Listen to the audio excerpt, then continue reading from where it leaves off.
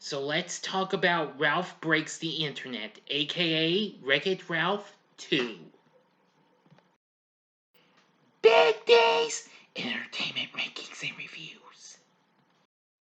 So greetings, my fellow YouTubers, and welcome to Big D's Entertainment Rankings and Reviews. My name is Doyle, better known to you as the Big D, and this time around I bring to you a review of the 2018 computer animated comedy flick Ralph Breaks the Internet, also known as Wreck-It Ralph 2. Released by Disney, this of course was the studio's 57th animated motion picture. Directed by Rich Moore, who helmed the directing of the film's predecessor, along with Phil Johnston in his directorial debut, who recently worked on writing the script for the first movie, as well as for another Disney animated flick, being Zootopia. Anyway, a lot of the cast is from the first one's back, including John C. Reilly, Sarah Silverman, Jack McBrayer, and Jane Lynch. Plus, we have Ed O'Neill, who I forgot to mention, who voiced the owner of the arcade, Mr. Litwack. I forgot to mention him. I do apologize. And Alan Tudyk, who voices a different character after voicing King Candy in the first movie. Yeah, now, the film was announced almost 4 years later after the first one, and finally, old and new cast members were added to this. Anyway, it is Disney's first animated film sequel to be created by the original film's writing and directing team, and it's the first sequel for the studio after Fantasia 2000. Anyway, let's get into the story. Anyway, 6 years after they first met, Wreck-It Ralph and Vanellope von Schweetz have stayed best friends, hanging out after work in Litwack's arcade. Ralph is content with their life, but Vanellope longs for excitement and expresses how bored she has become of Sugar Rush's tracks. One night, Ralph sneaks into her game and makes a new track for her. The next day, when Vanellope fights the arcade player's control to test the track, the cabinet steering wheel breaks.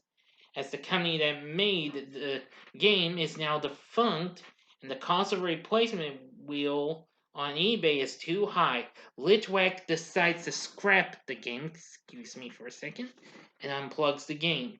With Fix-It Felix and Sergeant Calhoun's help, the Surge Protector finds homes for all of Sugar Rush's citizens as a short-term measure as they figure out how to save the game.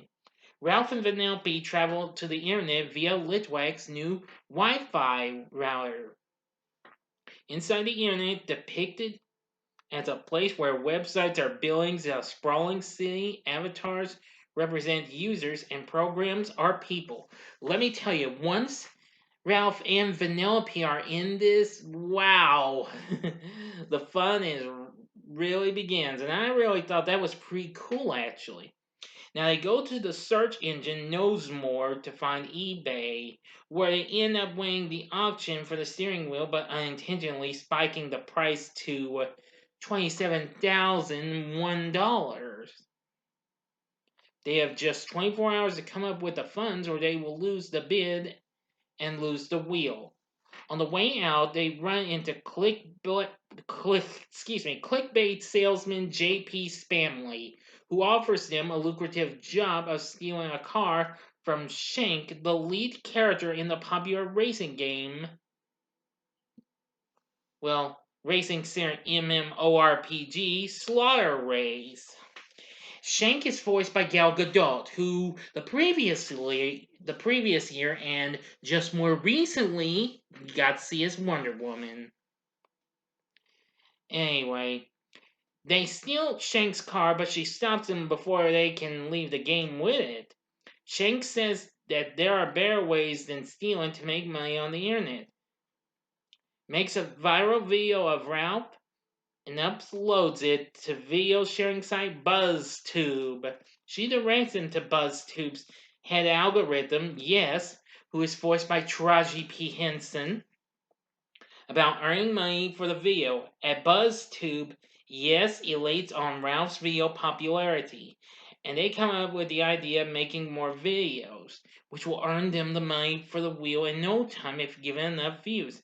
Vanellope offers to help advertise the videos, and Ralph has Yes send her to Oh My Disney. There, while escaping from stormtroopers, Vanellope befriends the Disney princesses, being encouraged by them to discuss her sense of unfulfillment and reaching a musical epiphany. Ralph makes enough money to buy the wheel, but finds Vanellope talking with Shank about staying in Slaughter Race, having found her epiphany there due to its relative novelty compared to Sugar Rush. Ralph asks family for a way to draw Vanellope out of the game, and brought to the deep web vendor Double Dan, voiced by Alfred Molina. Of course, you know him best as Doc Ock from Spider-Man 2. Dan provides Ralph with a virus named Arthur that feeds off insecurities and replicates them.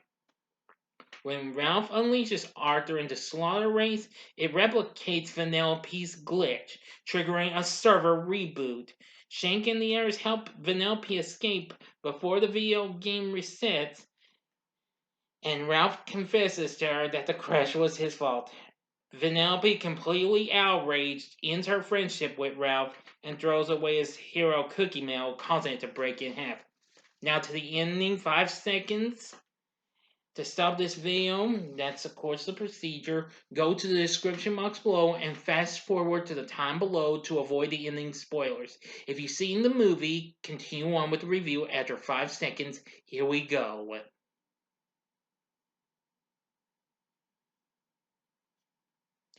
Okay, you've been warned.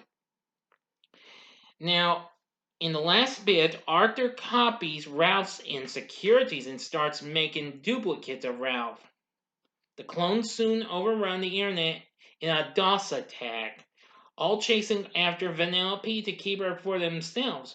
Ralph saves her and attempts to lure the clones into a firewall, but they form a giant Ralph monster that seizes them both. Ralph comes to accept that Vanellope can make her own choices, letting go of his insecurities and causing the giant Ralph monster and the clones to disappear. Ralph gives half of his broken cookie mail to Vanellope and together they bid each other a tearful farewell, as Shank has arranged for Vanellope to respawn in Slaughter Race. Back in the arcade, Sugar Rush gets repaired, and Ralph partakes in social activities with the other arcade characters as he stays in touch with Vanellope over video chat, fueling content with his ability to be independent. End of story. So, what did I think of this? I'm going to say I like this just about as much, or almost as much, as its predecessor. It's still a little bit better than the first one, though. The film went on to make 529 million worldwide and received mostly positive reviews, who called it a worthy successor. Yeah, I agree, and I loved, well, John C. Reilly and Sarah Silverman once again voicing Wreck-It Ralph and Vanellope. I really did enjoy this. It was fun. I did go see this when it came out. And of course, I just more recently watched it on Disney Plus since it just came to the service this past month after being on Netflix. Anyway, it was nominated at the Academy Award for an Academy Award, Golden Globes, and Critics' Choice Awards for Best Animated Feature. But unfortunately, it lost all 3. Man, the first time a Disney movie not to win any of those awards. Of course, that went to, you guessed it, the other big big animated feature of 2018, Spider-Man Into the Spider-Verse. Yeah. Anyway, there's all sorts of, well, cameos from not just Disney princesses and stormtroopers, but others. Let's see. Yeah, and there's even a little bit of a cameo appearance in the film by the award-winning band Imagine Dragons, whose song Zero is featured in a trailer for the film, as well as its soundtrack, which you hear at the end. Anyway, I really think Ralph Breaks the Internet was really good. There may be a possibility of a third one, but we haven't heard anything on one yet. But from my point of view, this was just a lot of fun. I love the performances from everyone. I think the story was really good, and the atmosphere of the internet, that was so cool. Henry Jackman once again does the score for this, so I like the music for it, and I liked Imagine Dragons doing Zero, which that was really cool too. So, would I recommend Ralph Breaks the Internet? Yes, you better believe it. This is something you might want to check out. I think if you liked Wreck-It Ralph, you'll enjoy this sequel just as much. I know I do. So, what are your thoughts on Ralph Breaks the Internet? Please tell me in the comments section below. If you like this video, click the like button below, subscribe to my channel as well, and be a part of the Big D Nation. Join me next time when I bring to you a review of a pretty underrated Disney live-action feature from the 60s, The Moon Spinners. Thanks for watching, and if you haven't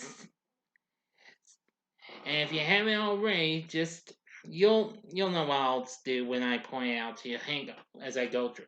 Okay, if you like this video, check out these other vids. I'm gonna say if you didn't catch my my review of this, just go ahead and see it. My review of Wreck-It Ralph. I should point out to you to stop the video earlier, so my bad. The upper right hand corner is my spoiler-free review for Gal Gadot's newest attempt, Wonder Woman 1984. And the bottom left-hand corner is a special announcement I made for my Q&A number 5, so that way I can give you all a chance to give me questions, which will be this Saturday night at 7 o'clock Central Time. Okay, and the bottom right hand corner is the button you can click to subscribe to my channel. If you like rankings and reviews on movies, TV, music, video games, etc., then I'm your guy. Thanks for watching. Until next time, I'm the Big D saying, see ya.